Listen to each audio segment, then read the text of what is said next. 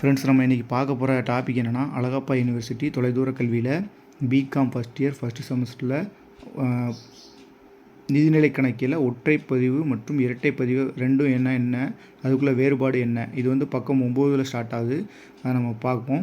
ஒற்றைப்பதிவு முறைனா என்னென்னா வேறு ஒன்றும் இல்லை, ஒரு முழுமை பெறாத இரட்டைப்பதிவு, அதாவது கம்ப்ளீட்டே ஆகாமல் முழுமை பெறாத ஒரு இரட்டைப்பதிவு முறைனா என்ன சொல்கிறாங்க, ஒற்றைப்பதிவு முறைங்க.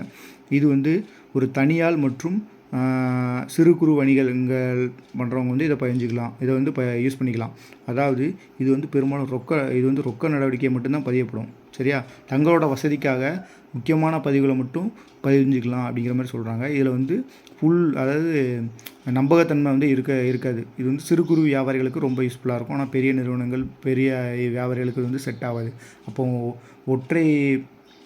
என்னென்னா ஒற்றை பதிவு முறை என்னென்னா ஒரு முழுமை பெறாதது. அது வந்து சிறு குறு வணிகர்கள் மட்டும்தான் பயன்படுத்த முடியும். இதில் வந்து ரொக்க சார்ந்த நடவடிக்கைகள் மட்டும்தான் பதிய முடியும். இதை வந்து சிறு குறு வியாபாரிகள் தான் பயன்படுத்த முடியும், பெரிய வியாபாரிகள் பயன்படுத்த முடியாது. தங்கள் சூழ்நிலைக்கு தகுந்தவாறு பயன்படுத்திக்கலாம் அப்படின்னு சொல்லி கோகுலர் கூறுவார். அப்புறம் என்னன்னா, இது வந்து நம்பகத்தன்மை கிடையாது. இதுதான் என் ஃப்ரெண்ட்ஸ் ஒற்றைப்பதிவு முறை. நம்ம அடுத்த பார்க்க போகிறது இரட்டைப்பதிவு முறை. நம்ம அடுத்த பார்க்க போகிறது வந்து இரட்டைப்பதிவு முறை.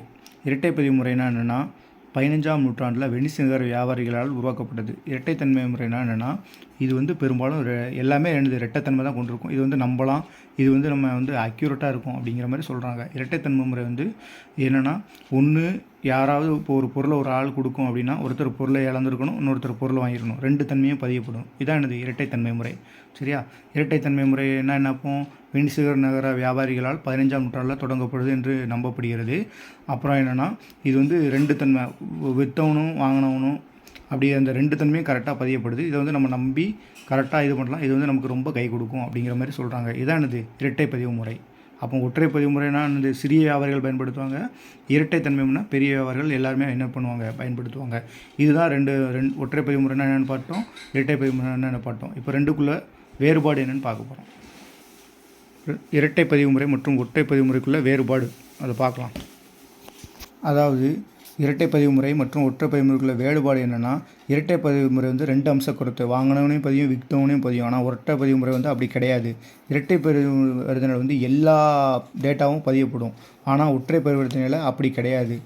அடுத்தாப்பில் என்ன சொல்ல வராங்கன்னா, இது வந்து சிறு குறு நிறுவனங்களுக்கு தான் ஒற்றைப்பதிவு முறை வந்து பயன்படும். இரட்டைப்பதிவு முறை வந்து எல்லா டேட்டாவுக்கும் வந்து எல்லா கம்பெனிக்கும் வந்து பயன்படுத்திக்கலாம். சரிங்களா, அடுத்து நம்ம பார்க்க போகிறது வந்து இரட்டைப்பதிவு முறையில் வந்து கணக்கேடு பராமரிப்பு முறை. கணக்கேடு பராமரிப்பில் வந்து பொறுத்தவரையில் வந்து இரட்டைப்பதிவு முறையில் வந்து துணை ஏடுகளான ரொக்க ஏடு, திருப்புதல்கள் ஏடு, கொள்முதல் ஏடு, விற்பனை ஏடு எல்லாமே பதியப்படும். எதில், இரட்டைப்பதிவு முறையில். ஆனால் ஒற்றைப்பதிவு முறையில் வந்து ரொக்க ஏடு மட்டும்தான் பதியப்படும். சரியா, நல்லா கவனிச்சுக்கோ. ஒற்றைப்பதிவு முறையில் வந்து ரொக்க ஏடு மட்டும்தான் பதிவு செய்யப்படும். ஆனால் இரட்டைப்பதிவு முறையில் கொள்முதல் ஏடு, திருப்ப ஏடு, விற்பனை திருப்ப ஏடு, மற்ற எல்லா ஏடும் பதிவு செய்யப்படும். ஆனால் ஒற்றைப்பதிவு முறையில் மட்டும் ரொக்க ஏடு மட்டும்தான் பதிவு செய்ய முடியும். ஏன்னா அது சிறு குறு வணிகர்களுக்கு மட்டும்தான் பயன்படும். அப்போது அந்த இரட்டைத்தன்மையில் தான் இது எல்லா ஏடும் பதிவு செய்யப்படுகிறது. இது ரெண்டில் உள்ள லாஜிக் நல்லா புரிஞ்சுக்கோங்க. அப்போது ஒற்றைப்பதிவுக்கு வந்து ரொக்க ஏடு மட்டும்தான், அது மட்டும் உங்களுக்கு தெரிஞ்சாலே இரட்டைத்தன்மைக்கு நீங்கள் மற்ற எல்லா ஏடையும் போட்டு ஈஸியாக எழுதிடலாம். அடுத்து நம்ம பார்க்கும்போது கணக்கேடுகளை பராமரித்தல். இரட்டைப்பதிவு முறையை பொறுத்தவரை வந்து ஆள்சார் கணக்கு, பேரளவு கணக்கு, சொத்து கணக்கு எல்லா கணக்கையும் இரட்டைத்தன்மை முறையில் பார்க்கலாம். ஆனால் ஒற்றைத்தன்மை முறையில் வந்து ஆள்சார் கணக்கு மட்டும்தான் பார்க்க முடியும். பேரளவு கணக்கு, சொத்து கணக்கு அந்த கணக்கை பார்க்க முடியாது. ஆள்சார் கணக்கில் மட்டும்தான் என்ன பண்ணுது, ஒற்றைப்பதிவு முறை பார்க்கப்படுகிறது. அப்போது நல்லா கவனிச்சுக்கோங்க. ஒற்றைத்தன்மை முறை பேர்லேயே இருக்குது. ஒற்றைத்தன்மை முறை வந்து ஒரே ஒரு கணக்கை தான் பார்க்கும், ஆள்சார் கணக்கு மட்டும்தான் பார்க்கும். ஆனால் இரட்டைத்தன்மை முறை ஆள்சார் கணக்கு, சொத்து கணக்கு, பேரளவு கணக்கு எல்லா கணக்கையும் பார்க்கும். சரியா, அடுத்த இருப்பாய்வு தயாரித்தல். இருப்பாய்வு தயாரித்தல்னால் என்னென்னா, இருப்பாய்வு நம்ம எதுக்கு தயாரிக்கோம்னா, துல்லியமான அந்த அக்யூரேட்டாக கண்டுபிடிக்கிறது தான் நம்ம இருப்பாய்வை பயன்படுத்துவோம்.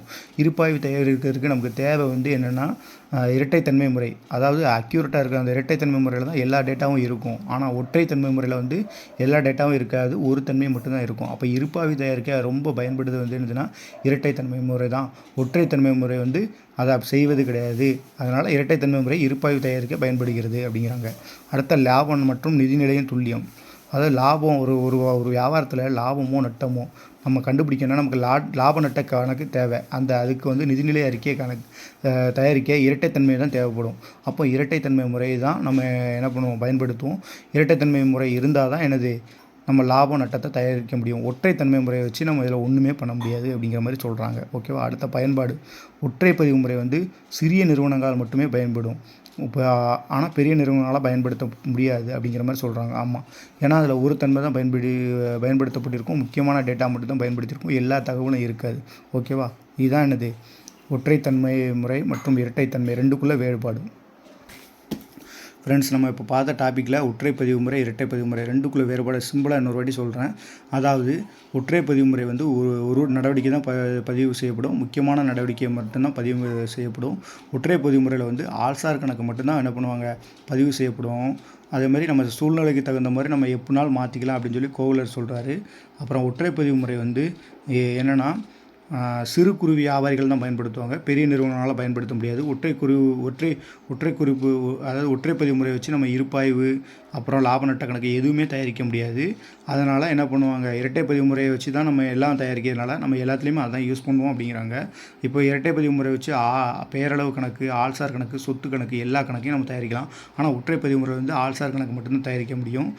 ஒரு நிதிநிலை அறிக்கையை தயாரிக்கணும், இருப்பாய்வு தயாரிக்கணும் அப்படின்னாலும் நமக்கு என்ன தேவை, இரட்டை முறை தான் நமக்கு தேவைப்படும். ஒற்றை முறையை வச்சு நம்ம ஒன்றும் பண்ண முடியாது. சிறிய வியாபாரிகள், குறு வியாபாரிகள் அதை பயன்படுத்திக்கிடலாம். இதுதான் மேட்ரு, வேறு ஒன்றும் இல்லை. இது வந்து ஒரு முக்கியமான நம்ம தேவைக்கு தகுந்த மாதிரி எல்லாத்தையும் யூஸ் பண்ணிக்கிறது வந்து ஒற்றைத்தன்மை முறை. ப்ராப்பராக எல்லா நடவடிக்கையையும் பயன்படுத்துகிறது வந்து இரட்டைத்தன்மை முறை. இதை கண்டுபிடிச்சது வந்து நம்ம யாருன்னா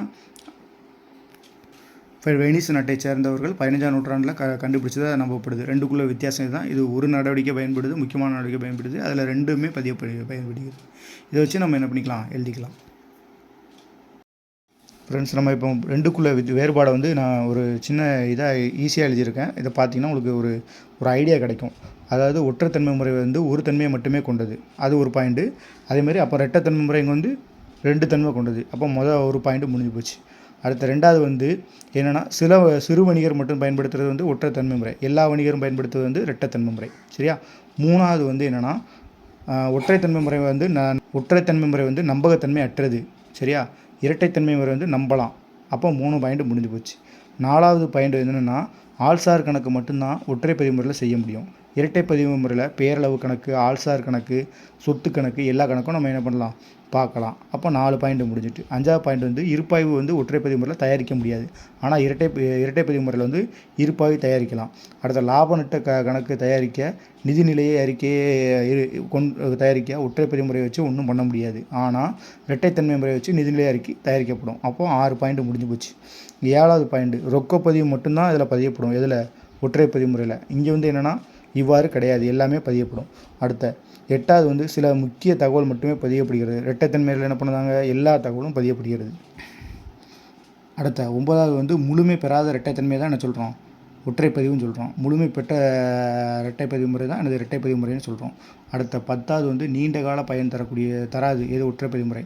இரட்டைத்தன்மை வந்து நீண்ட கால பயன் தரக்கூடியது. அப்போ இந்த 10ஐயும் நம்ம ஈஸியாக வச்சுக்கணும். இதை உங்களுக்கு நான் கீழே லிங்கில் கொடுக்கேன், பார்த்துக்கோங்க.